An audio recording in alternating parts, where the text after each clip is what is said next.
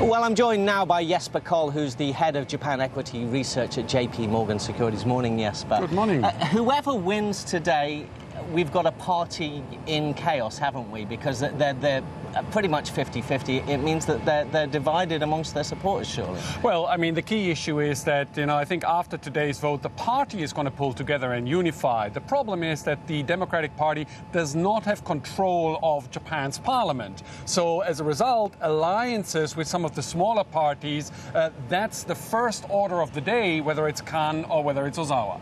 Well, Ozawa, if he wins today, has said he wants to spend almost, more than double the 11 billion that Kan announced. He said that he might call for a supplementary budget. We've seen bonds fall on concern he's going to issue more debt. He hasn't paid much lip service to balancing the budget, which Kan said he could do in 10 years. So what do you think this means for the markets if we have an Ozawa victory? Look, there's no question that Ozawa is the can-do guy. He'll get things done. There won't be lots of discussion. Just get the economy going. And very importantly, Ozawa actually wants to stay true to the policy support for Japan's consumers. Remember, the Democratic Party originally promised, fairly large child support programs. Kan wants to curtail that back. Ozawa wants to push it through. So no question, Ozawa would be good for the economy.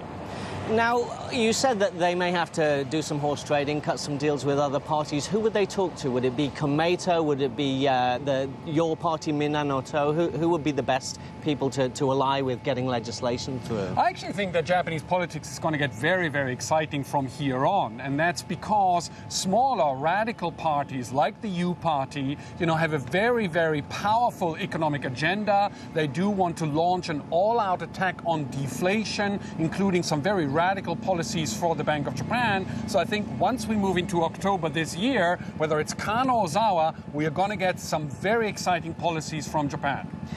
When the DPJ came in, they made a big deal of the younger members of parliament that were coming in. This is going to bring change. But isn't this indicative of Japan as a whole? You've got Naoto Kan, 63, Ozawa, 68. This is a country led by old men. Are we going to get any radical new ideas unless that changes? Oh, look, I mean, old men can have radical ideas, as you know very well. But, I mean, the key issue is that there is a generational change that's going on here. But very importantly, the malaise of the Japanese economy, this continued deflation rot that we have, increases the burden on the younger generation. They're the guys who are going to have to pay down the debt, and they're the guys who are suffering the most from the fact that national income is not growing.